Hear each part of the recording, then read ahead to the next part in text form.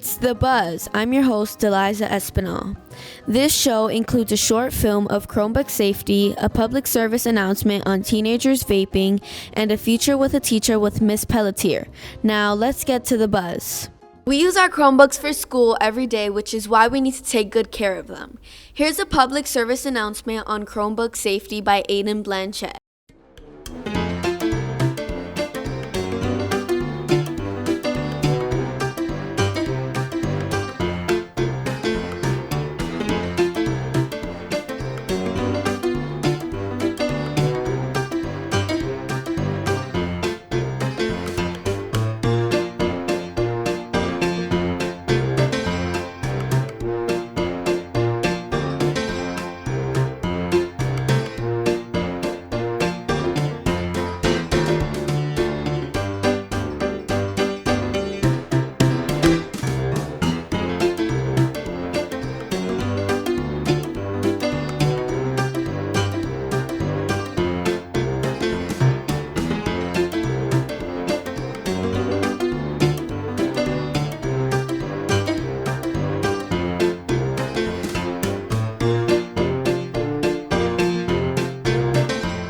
As we know, day by day, more teenagers are getting addicted to vaping.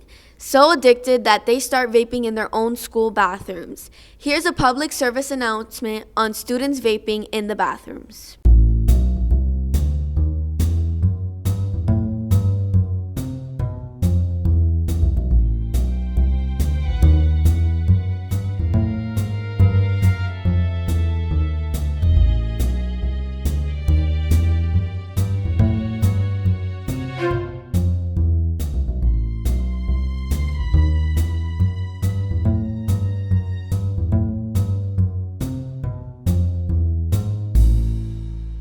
Some adults think that teenagers are too young and irresponsible to start driving at an early age. Let's see what the people of Winstead think about this. A lot of teens don't drive safe because of their lack of experience on the road.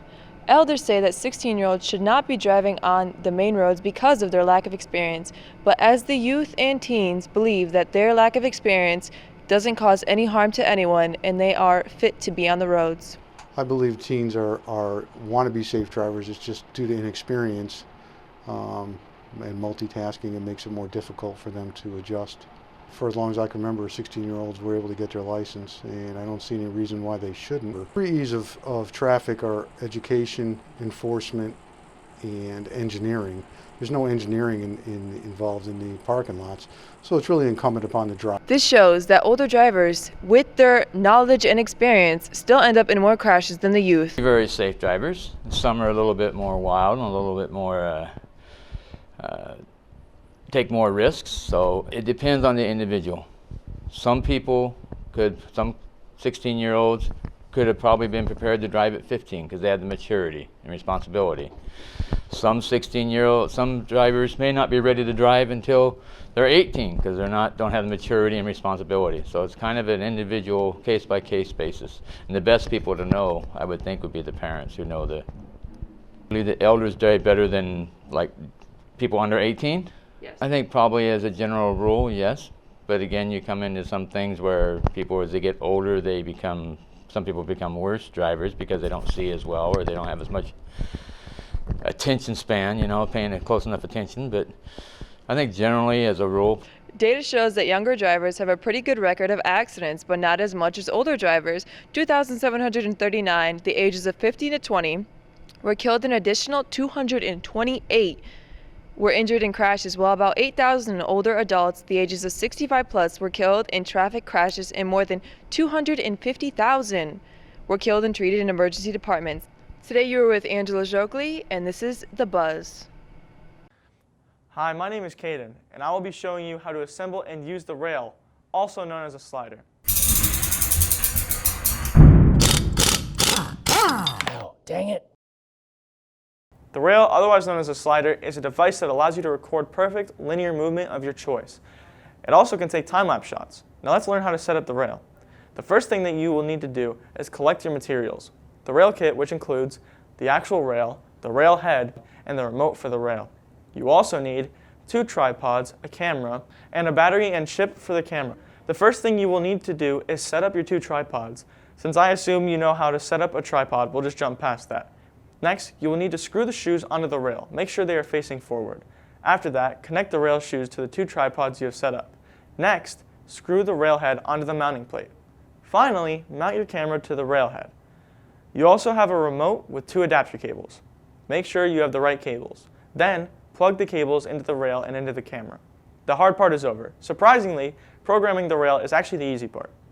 The first thing you want to do is program the start and stop points for your slider. Use the remote controller to navigate to the settings menu. Once in the settings menu, you can set your start and end by selecting them and moving the position of the slider to set them both.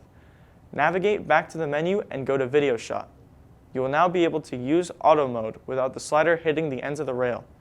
In auto mode, selecting a direction will make the rail move back and forth, starting with the direction you selected first. If you want to set up a time lapse, then go back to the menu and select time lapse. Your interval will be how much the rail moves at a time. If you set it at 0.1, it will move in very small amounts. The time lapse setting in the time lapse menu is how long the exposure will last. If it is 2, it will last 2 seconds. The stop time is when the time lapse will stop. The stop time always has to be 0.2 more or higher than the time lapse input.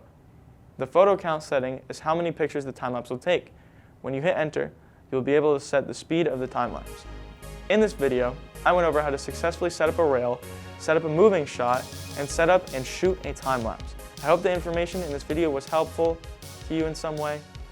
Thanks for watching.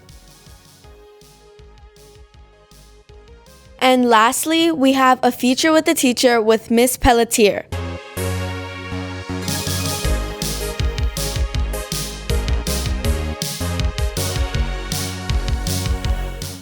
Hi, I'm Danica and I'm here with Miss Pelletier. Thanks for coming in. How are you today? I'm doing well. Thank you for having me.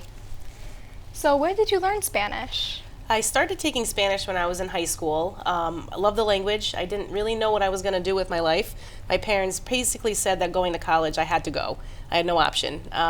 So I went to school, decided I was going to be a Spanish teacher, and then I lived in Mexico for a little while. I just love the language, love the culture, love the people. And yeah, that's basically it. Just been a passion of mine ever since. Okay, so what was your job before you started to teach? That's it. I've always been a teacher. I mean, I had these little jobs in high school and when I was in college. I did these sort of jobs. I was in the automotive field for a long time. I sold automotive parts for a while, and that's where I met my husband, actually, was in that field. So yeah, and this is my first job out of college, and I love it. I couldn't imagine myself doing anything else. All right, so when you were younger, what did you want to be? I love animals a lot. I wanted to be a veterinarian, but then I realized that helping animals, there's also that sad side of animals, and sometimes you can't do anything. So that just kind of like, I don't think I can do this, because it's very sad to see, especially as someone who loves animals as much as I do. So yeah. So did you ever see yourself here as a teacher? Not initially. I don't think I ever dreamed of being a teacher, but I had a teacher when I was in high school that I absolutely loved, and I truly wanted to emulate her and be just like her, and I think I've done a pretty good job so far. So what was the most amazing thing that happened to you? Probably I'm the first person in my family to go to college and graduate, so that was a pretty big accomplishment for my family and for myself. Why do you think you were the first person to graduate? Just no opportunity for them to go, and I was the first to go, have the opportunity to go. Okay. That's all the time we have for today. I'm Danica and this is Miss Pelletier. That's all we have for today for The Buzz. I'm Delizsa Espinal, and I'll see you next time. Peace out.